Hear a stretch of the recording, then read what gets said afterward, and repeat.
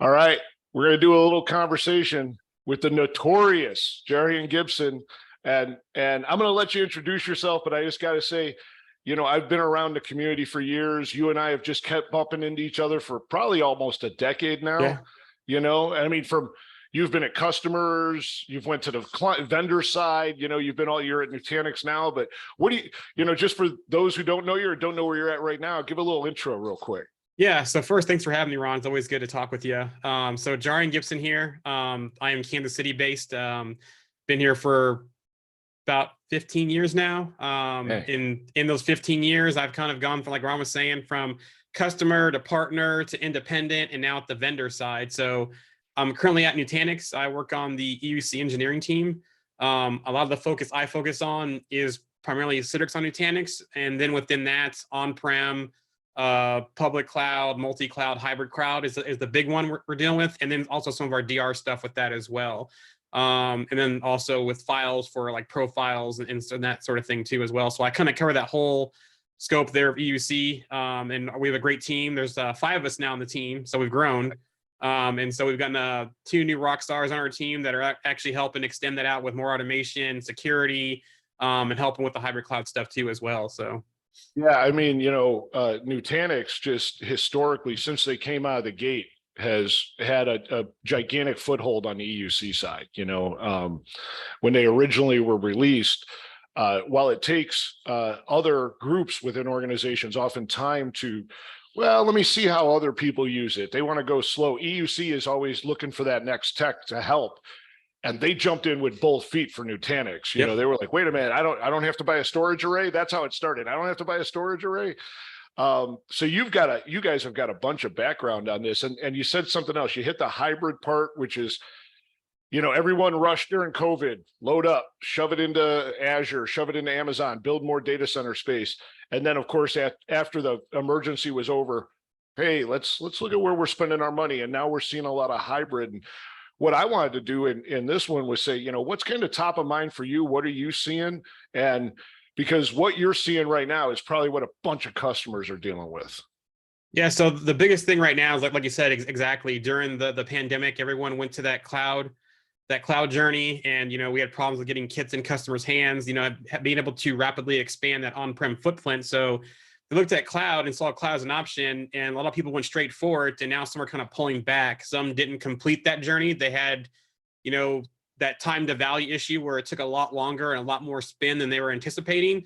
So now they're kind of pulling that back and seeing how can I live in a hybrid cloud world, and still provide the best experience for my users, but also to understand what the costs are going to be and how can I be cost efficient as well. So that's the biggest thing. And that's probably the biggest story I'm working on right now, is especially with EUC customers, is, a lot of them are looking at, do I want to stay in the data center business, right? Whether that is, do I just want to get rid of production completely data center and go all into the cloud? Or do I want to look at cloud as a solution for DR, which DR is probably the biggest one I'm coming across lately, is they don't want to have gear just sitting there in a colo or their own data center somewhere else, paying the power, the cooling, the internet, all that kind of stuff. They want to use cloud for that and have a small footprint in the cloud to use it as like a replication target. We call it like a pilot-like cluster. And then once they go into DR mode, expand that out to meet that use case. So DR has been the biggest one in collapsing DR. The next one has been the bursting use case, right? We mentioned the pandemic, people went all in.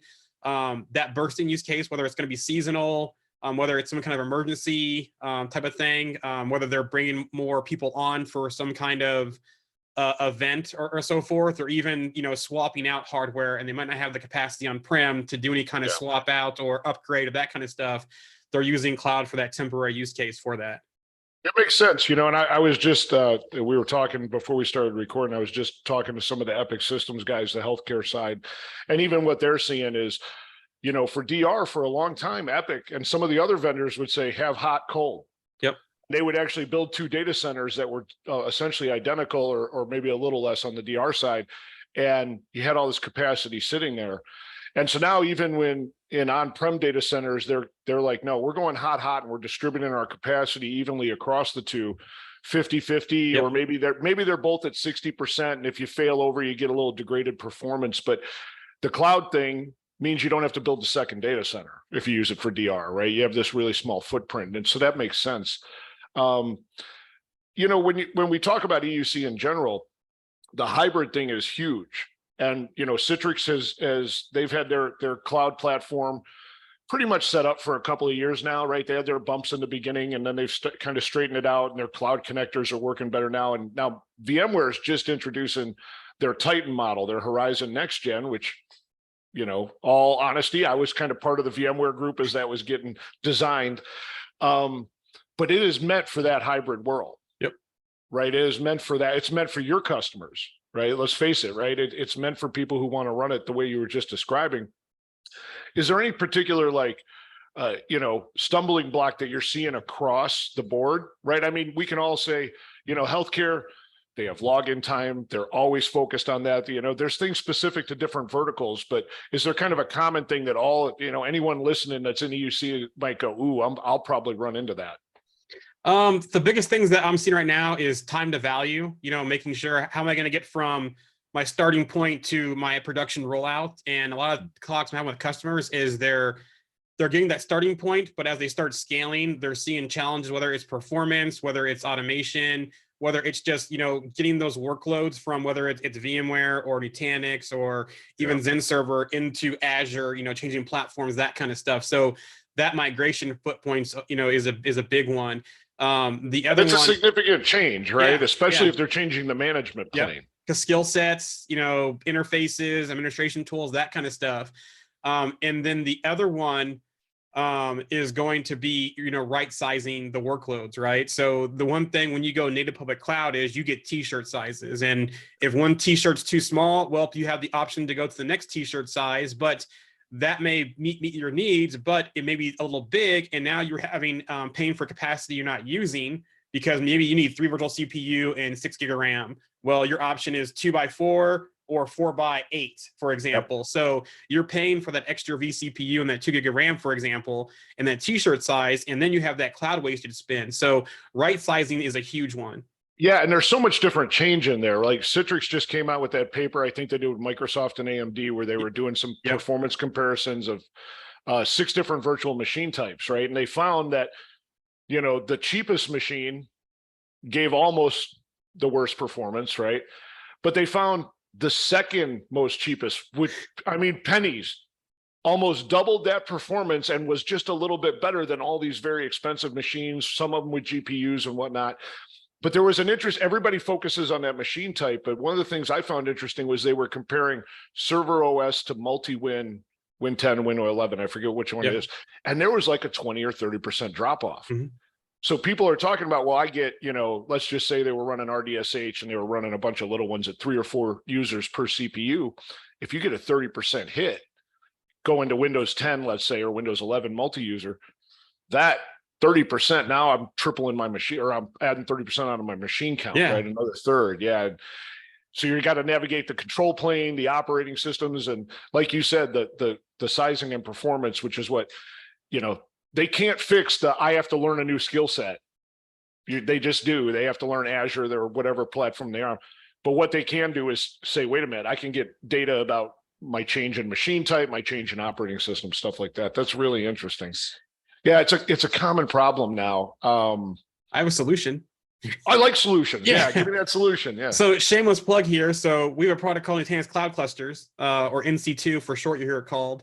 And that's basically taking our same hypervisor AHV and putting that on bare metal nodes in the cloud. So instead of just getting a machine slice, you're getting the whole bare metal node, and you can size those VMs however you want to. So I got 3x6 on-prem. I can put 3x6 in Azure. You can make an identical configuration. It's the exact same. And with our same built-in tools, whether if you had 2 different of your own data centers and you cut off one and put one in the cloud, guess what?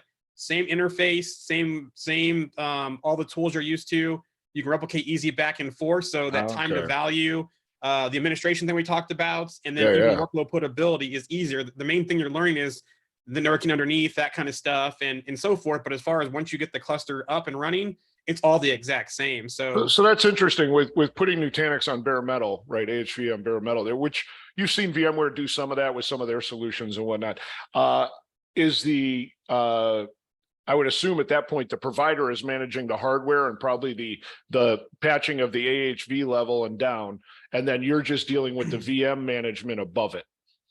So partially you're correct there. So the hardware, the underlying networking, all the stuff in the data center side, they're doing. But as far as like the patching, like for example, when you have AHV on-prem, you have our, our great tool Lifecycle Manager, which goes through and does all the updates for you, the reboot order, all that kind of stuff. You can still do that in the cloud. So you're still managing it like it's AHV. You're still doing the updates. You're still doing all the configuration, but the underlying hardware is what the cloud vendor they're handling. Yep. And I would just assume, and I don't know, but I would just assume AHV is getting more attention now, because even in the last 8 weeks I've been here at Login, I have talked to customers that were VMware customers with Citrix on top of it, a lot of that out there, who are talking about, we're reinvestigating Zen Server. We're reinvestigating, and they've done two things. One, the turmoil that Citrix went through and they're kind of coming out of now is the same turmoil that VMware, and specifically EUC at VMware, is about to go through, but VMware as a whole.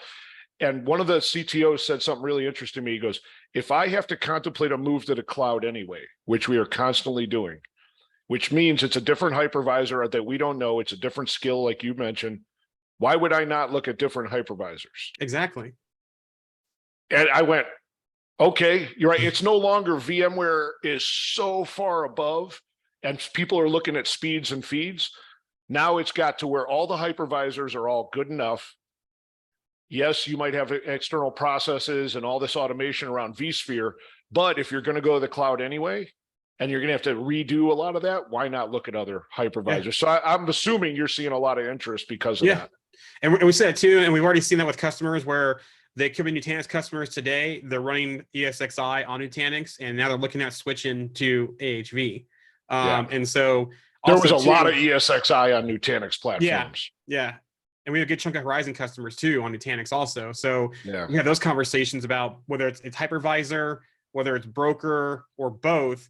And the nice thing too is that whether you're on Nutanix, if you're on Nutanix, it's easy. We have cross hypervisor stuff built in to get you from ESXi to AHV on the fly, driver injection, that kind of stuff. If you're not on Nutanix and you're on vSphere or Hyper-V or any other hypervisor, we have a tool called Move, and that actually basically takes in through jobs, migrates you automatically to AHV. So we can get you there. And if you want to, I can see how it works. Yeah, I've heard people go, well, those tools don't work. I'm like, dude, 15 years ago, we were doing P2V migrations with automated tools. You're just injecting drivers, right? We know how to do that. We know how to do that these days. Well, this is really cool, because I think that a lot of folks in EUC are talking about these things, and your look at it, especially with what you're seeing, is fairly interesting. I didn't know you guys had those migration tools, right? But I think that folks should think about that concept, that if you're looking at the cloud, you're changing hypervisors already. You might as well look around at all of them. Yeah, exactly. Especially if you're keeping a footprint on-prem and you're looking at AWS, Azure, GCP, whatever, think about how can I get there easier if I'm doing a switch on-prem anyways, what can help me get there easier going forward? So. Yeah, no, it makes sense. And, it's not the days, it's not 2010 when we were doing speeds and feeds comparisons. Like, what's the disk IO and disk throughput of Zen Server versus ESX, right? Or, it's not Bri-Forum with Benny and Benny and Ruben and the guys up there doing protocol comparisons. And all the protocols will get you there, 95%, right? It is what it is. But dude, this has been great. I wanted to catch up. I wanted to just get your thoughts and say, hey, what are you seeing and all that? And it makes a lot of sense. And I know that we're almost at the top of the hour, but I appreciate the time. As always, it's great talking to you. I want to hook up with you again. Maybe what would really be interesting would be to hook up, just because I didn't know you had all these tools you guys had. Maybe I'd hook it up and we could just do a little drawing and, all right, here's how the tools work or something for customers. But appreciate your time, man. Yeah, no problem. It's always great chatting with you. Yeah, thanks.